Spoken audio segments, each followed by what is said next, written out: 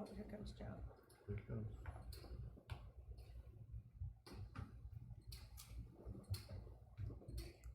You did.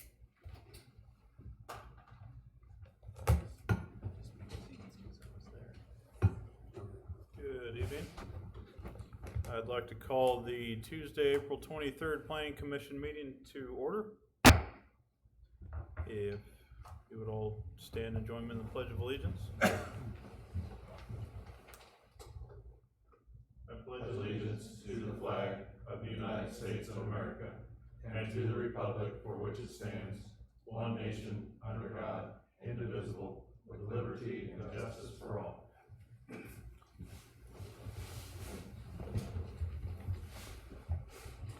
We'll move to roll call, starting on my right. Gardner, present. Bowden here. Robert's here. Austin here. Brady here. McNear here. Quorum is present. Consent agenda. All matters listed on the consent agenda have been distributed to each member of the Planning Commission for study. These items are considered to be routine and will be enacted upon by one motion with no separate discussion. If separate discussion is desired on an item from either the Planning Commission or from the floor, that item may be removed from the consent agenda and placed on the regular agenda. Consent agenda item number 1, standing approval of the minutes as written for the meeting on March 26, 2019. Are there any items that any member of the public wishes to have removed from the consent agenda? Is there any items that anyone from the commission wishes to have removed? Seeing none, I'd entertain a motion on approving the consent agenda. So moved. Second. I have a motion by Commissioner McNear with a second by Commissioner Bowden to approve the consent agenda. All in favor, please indicate by saying aye. Aye. All opposed? Motion carries 6-0. Regular agenda item number 1. Text amendment. TA 1901, hold a public hearing and consider a text amendment to Title 17 Land Development Code for the Gardner Municipal Code, Section 17.01.040D, Board of Zoning Appeals regarding membership and quorum. Staff presentation, please. Good evening, Commissioners. Michelle Leiniger, Principal Planner. This text amendment before you tonight is something we have briefly discussed a few months ago.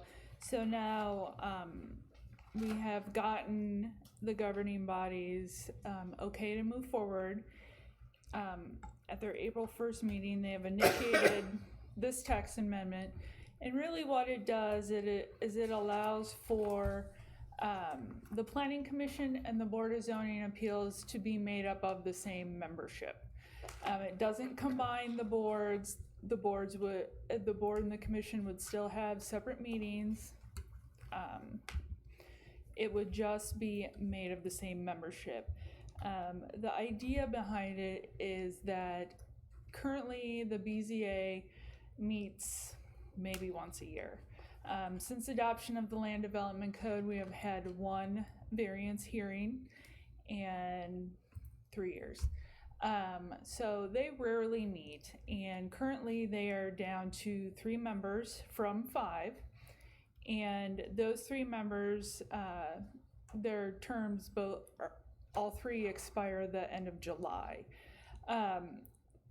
The 2 positions, or at least one of the 2 positions, has been open for over a year, and we have had a very hard time trying to get somebody that is interested and qualified to fill that position. And we've seen that throughout the city with the different boards and commissions, that there's been some difficulty on and off being able to fill the positions.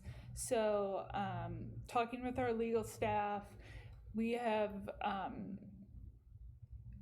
started the process to combine the memberships. So the way that it would work is that the Board of Zoning Appeals would end up having to move their meeting. We would set it up so the BZA meets an hour before the regular Planning Commission meetings. And so the Planning Commission membership would then also become the membership of the Board of Zoning Appeals. So we would hold a BZA meeting, say at 6 o'clock on the fourth Tuesdays of every month.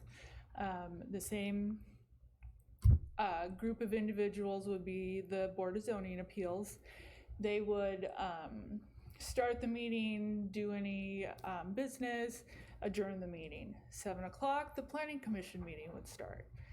Start the meeting, do their business, adjourn the meeting. So it's the same membership, technically 2 different meetings. So in order to make this happen, the first step is with textual changes to the Land Development Code.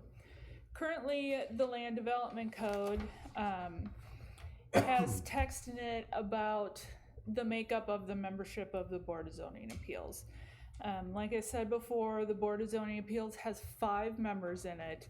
So what we're looking at is not changing anything with the Planning Commission, but making, at least at this point, the membership numbers of the Board of Zoning Appeals be consistent. So simple changes here. The membership of the board shall consist of 7 members from 5. We've also struck the rest of this sentence, all of whom shall be taxpayers and residents of the city of Gardner. This is just consistency between the Planning Commission and such. And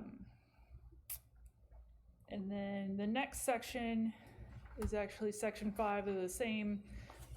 Again, it talks about actually what a quorum is. And since we would be increasing the membership of the board, obviously the number for the quorum would increase from 3 to 4. So these are really the only things that need to change in the Land Development Code. Any other changes would need to be made by ordinance by the governing body.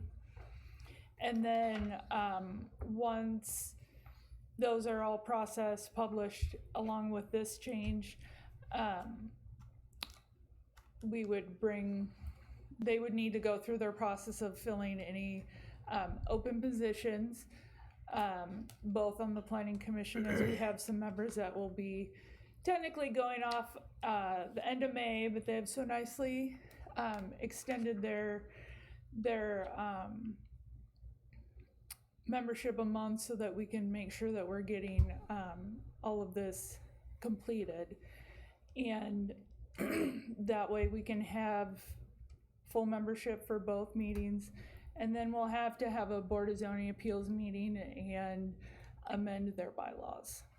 So they'll have to change their meeting time, their meeting dates, etc. Typically their meeting is held on the first Tuesday of the month at 6:30. So obviously that'll have to be changed in any additional housekeeping issues in the bylaws.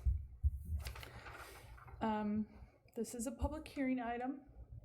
So if you can hold a public hearing, I can also answer any questions that you may have. Staff does recommend approval of the text amendments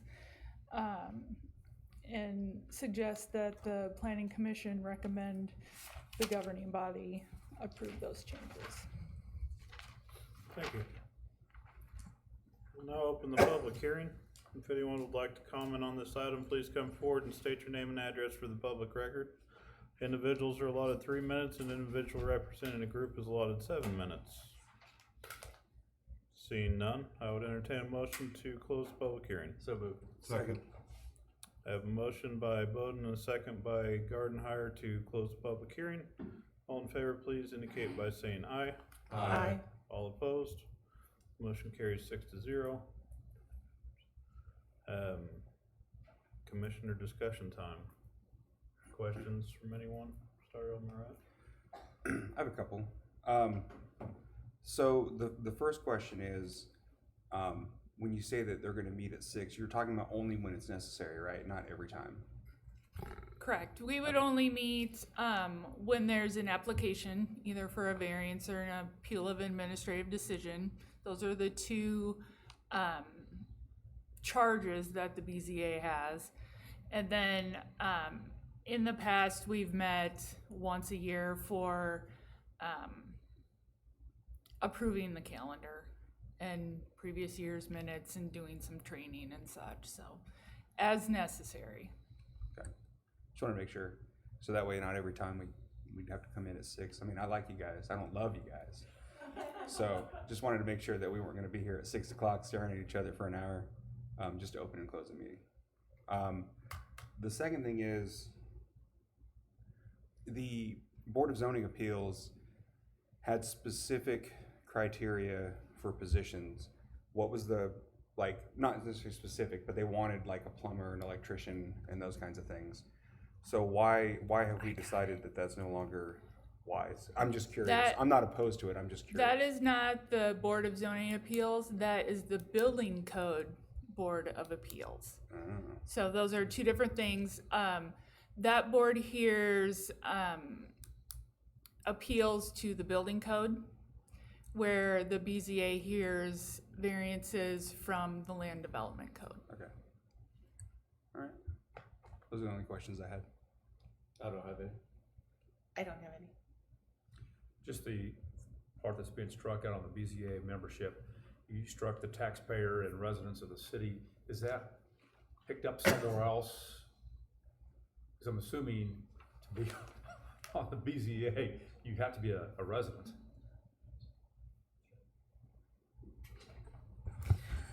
There's a provision that planning commissioners, if we plan outside the city, that we are supposed to have some commissioners who live outside the city. So, at least one. So if we're gonna combine the two bodies, we can't really say that you all have to live in the city when we're really supposed to have one of you not live in the city, if we're planning outside the city. Does that make sense? Because our planning area is larger than just the city boundaries. Right. And our planning area actually encapsulates a couple of pieces that are landlocked by Gardner. So in theory. Which I get that, but I could live in Milwaukee, Wisconsin and apply to be on the BZA? No.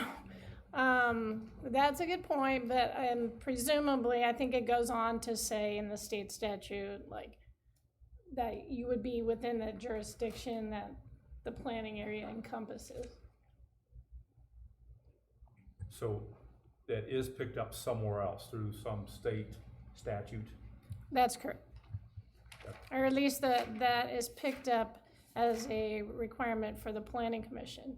And since the planning commission is also gonna serve, planning commission members are also gonna serve as the BZA, that goes to say that one of you may not be a resident, so we're just leaving that out.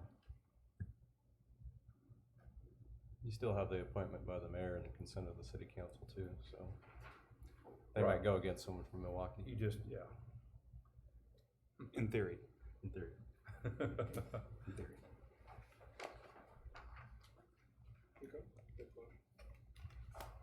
I'm good. No questions. My only question is, why is the Board of Zoning Appeals spelled out in so much detail when the Planning Commission is not? And I think I asked this when we wrote the Land Development Code, and now I can't remember the answer. So I'll ask it again. The Planning Commission has a section in the overall city code. Each body has their rules of procedure. So there's Chapter 2 of the Municipal Code enables the Planning Commission. Chapter 17 enables the Board of Zoning Appeals. It is because the Board of Zoning Appeals is specifically for that chapter. So you will see it only in that chapter, just like the Building Code Board of Appeals is only in the chapter in the Municipal Code that talks about the building code. So it's specifically in there because that's the chapter that they govern. Okay. Thank you. Any other questions? Seeing none, I'd entertain a motion on this item. So moved. Second. The motion by Commissioner Gardner with the second by Commissioner McNear to, We have to read the motion. follow the recommended motion and the staff report. Everyone clear? Yes. All in favor, please indicate by saying aye. Aye. All opposed? Motion carries 6-0. And if I could jump in here, just to tag on to your question about, no, Tim's question. Okay. Under the planning commission section, it says, all members of the planning commission shall be qualified electors and residents of the city except two who may reside outside of the corporate limits but within 3 miles thereof. So there's qualifications under the planning commission that catch it. Sounds good. Hey, one other follow-up question. On officers, when the officers are elected, are the officers the same for both groups? Not necessarily. Okay. It would be when you're acting as the BZA, the election would take place during the BZA meeting, and when you're acting as a planning commission, the election would take So the place. chair here. could be two different people? Sure. All right, gotcha. All right. Discussion items. 2018 Planning Commission application activity recap. Good evening, Commissioners. Kelly Drake Woodward to talk about the fun stuff. Usually we would probably do this sooner to the first of the year, but you were so being busy, that we couldn't talk about you being busy, so we're going to talk about it now. So here is a map of the projects we've had in the last couple years. It includes the big projects that you've also approved this year, Plaza South and Waverly Plaza. But you can see that these are scattered all over Gardner. This map represents 13 commercial office projects, 1 civic project, 6 single-family residential subdivisions, 4 multifamily or mixed-density residential projects, 2 mixed-use residential commercial projects, and 4 additions or accessory uses in buildings.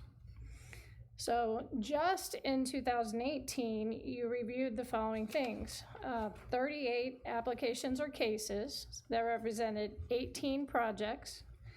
And so of those, there were 14 preliminary and final plats, 10 rezonings or preliminary development plans, 1 base district rezoning, not a planned district, 12 final development plans or site plans, and 1 conditional use permit. You also reviewed and decided on 14 potential text amendments to land development code and 3 amendments to the comprehensive plan. The other things that you did were the annual comprehensive plan review, the capital improvement program review, you gave input on the parklet design, and you had 1 TIF project review for Main Street Marketplace. So wow, that was a lot. So let's just look at these briefly. Here's a little bit closer view. I don't know if I can point at things, but okay, so at the top we have Cottages at University Park, which is a mixed density residential subdivision. To your left. Close enough. Garden Walk, which is a multifamily residential.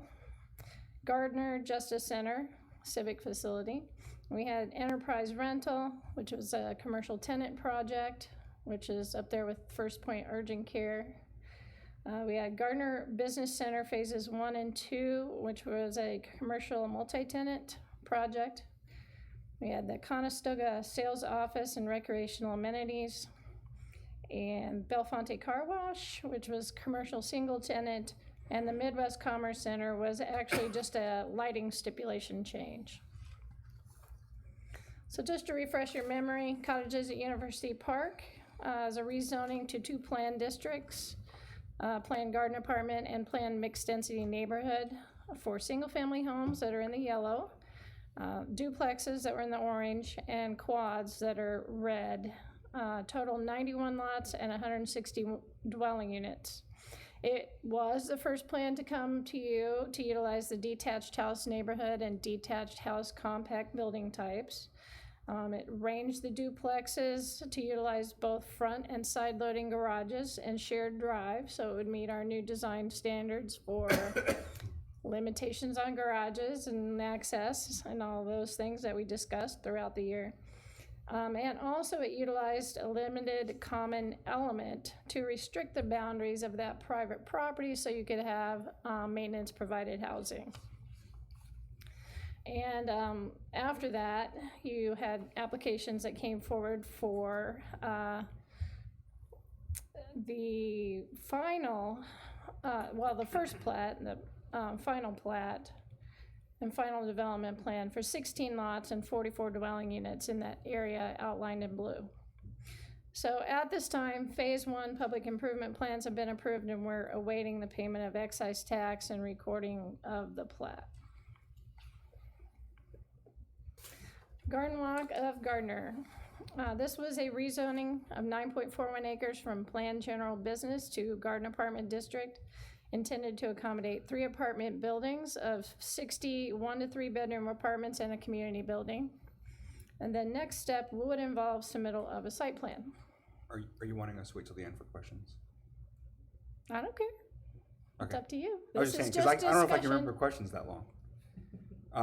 The one previous, Yes. we approved that how long ago? Oh, boy, you asked them one question. I think that was the very first case in the beginning of 2018. And so they still haven't paid their excise tax or done anything? Well, that's correct, but that's not unusual. You know, they get their public improvement plans they got to pay for, get everything figured out, get those approved, pay their excise tax, then we'll release the plat to record. Okay. Just curious. Yep. Anything else on either of those two so far? Okay. Moving down memory lane, we have Gardner Justice Center. It involved a revised PDP and a final PDP. You know what those are because you have your acronym sheets, right? Civic facility for police and courts. There is the image we had to begin with of it up top and what it looks like right now. So it has been an awesome project. It's nearing completion exactly as planned. Construction process has been exemplary. We really appreciate the professionals who brought this very seamless project and great civic space to Gardner. We have Gardner Dental as a final development plan for 1.4 acre development for a new office building, and we have issued the building permit.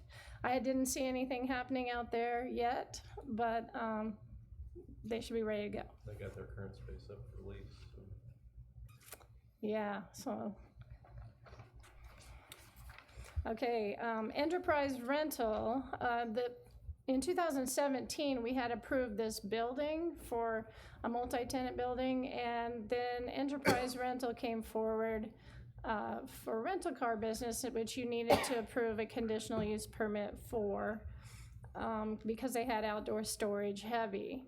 And so that building, that's what it looks like right now. It's nearing completion. It has a temporary certificate of occupancy. I think the urgent care is actually operating right now. And I'm not sure about the car rental place, not quite done, not quite in there yet, I guess. Gardner Business Center involved a rezoning preliminary development plan, preliminary plat for 12.19 acres to plan heavy commercial, accommodating potentially 3 commercial flex buildings and personal outdoor storage and RV storage. Then they came forward with final plats and final development plans for 2 phases right away. 2 commercial flex multi-tenant buildings with outdoor covered parking and open storage. And this is what the buildings are going to look like. Stone veneer and metal wall panels. I think they're going to be very nice looking.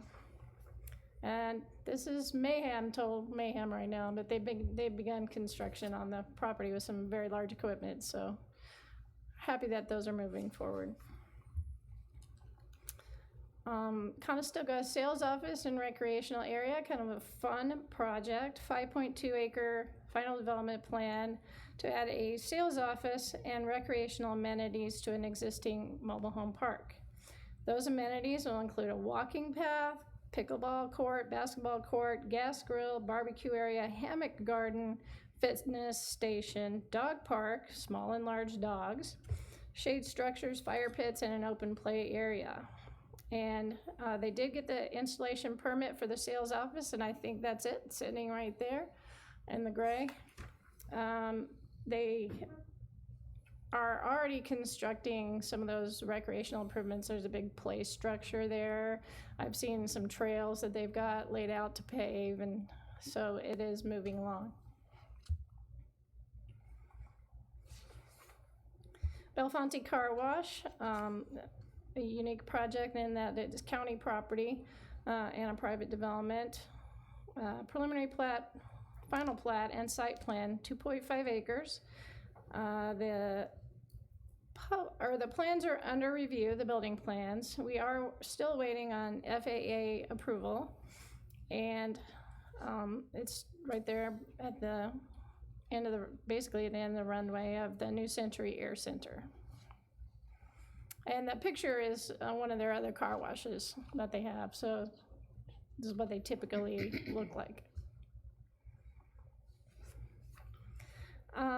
This is just kind of a placeholder for the Midwest Commerce Center lighting stipulation. What happened is they needed to raise the height of the facade lights so they could securely light the site and have a functional lighting plan. And so we had to go back and approve a revision to their development plan. Okay, moving on to kind of the central part of Gardner. We have the Main Street Marketplace project, which involves also Price Chopper relocation to a new store. We have Dairy Queen, we have Valero, gas station addition, and Warren Place. But the ones that you just did last year are just 3 of those, so we'll look at those a little bit more closely. Main Street Marketplace, this is the plat for a 19-acre development, including 6 commercial lots. Quick Trip is there on the front, and Walgreens. It doesn't include them. This is what it's planned to look like. A Price Chopper grocery store on 7.18 acres. We have approved the development agreement, and I think we're awaiting approval of the public improvement plans. So it's still moving along.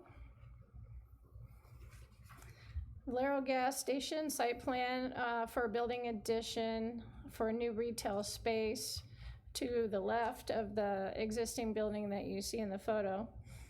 Their building plans are ready for to be issued, but we're just waiting on a signed affidavit of interest for the New Century Air Center. I guess that's something they want everyone to have that's within a mile of the airport. So they just have to sign a paper and they'll be good to go. Well, and pay for the building permit. Okay, Warren Place, very unique project, rezoning of 1.65 acres to C1 Central Business District with a preliminary development plan to renovate and reuse the historic chapel, single-family home, and event hall for a commercial event center. This is their concept plan showing extensive areas for outdoor gardens and preservation of the existing trees. This is a view from the intersection of South Center and East Warren Street showing the existing church before renovations. And this is from the opposite corner of Warren Street showing the and Elm, I guess, showing the existing event hall before renovations. So on that one, we have a final development plan that will be brought to you next month. Okay, south part of town, we're gonna talk about Latha Health Urgent Care and Willow Chase 5, which you approved last year. But also down there were some previous projects we'll talk about. Plum Creek Manor is infill of a residential neighborhood. Mid-America Bank is there. Olathe Ford RV expansion and Tuscan Farms. And also Plaza South, which you just approved recently. Willow Chase 5 was a final plat for 4.38 acre residential subdivision, 11 lots, 22 dwelling units, they're duplexes, continuation of the Willow Chase development. And for that one, the public improvement plans have been approved and we're awaiting payment of the excise tax and recording of the plat. But they've constructed, it looks like, some of those public improvements, right, Larry, I guess? Continuing the street along there. Yes, the second phase, Willow Chase 6, is being under construction right now, which is an extension of the street, Hemlock Street to the south, and the storm drainage extensions. Sewer and water have already been put in, and so that's being finished up now before building permits will be issued. Okay. Mid-America Bank, final development plan, almost 1 acre development for an office building. This was their site plan, landscape plan. And that's their elevation that you approved, and this is what they're doing today. So they're coming right along on that project. Olathe Health Urgent Care was a preliminary plat, final plat, and a site plan, and then a revised site plan. 2.3 acre development for a medical office. The building permit has been issued and construction's underway. Today when I drove by, they had concrete truck out there, so. We had Olathe Ford RV. It was a rezoning to M1 and to accommodate that future expansion of that business. Okay, and then back up to the north part of Gardner, Symphony Farms 4. So this is just another segment of this single-family residential subdivision. 43 single-family residential lots. Right now, we have approved the public improvement plans. We're just waiting for KDHE to approve the water. Then we can release that plat for recording. Okay, any questions about stuff you did in 2018? Okay, so this is just a brief glance at some of the other things that you approved in 2017, so you'll know where they are. Hampton Inn is nearing completion. It's gone a little longer than expected, but it's gonna look very nice. Santa Fe self-storage expansion project is complete. Certificate of occupancy issued. That was 2 new buildings for the climate-controlled storage. DQ, very busy. Complete certificate of office occupancy. They're rolling. First Point Urgent Care, we talked about that earlier. They have a temporary certificate of occupancy for the entire building. They're nearing completion of that building. Scooters is complete with their certificate of occupancy. Bethel Estates 4, that's the second part of Bethel Estates. They are constructing public improvements and buildings, as you can see. There's the Midwest Commerce Center Phase 2 building.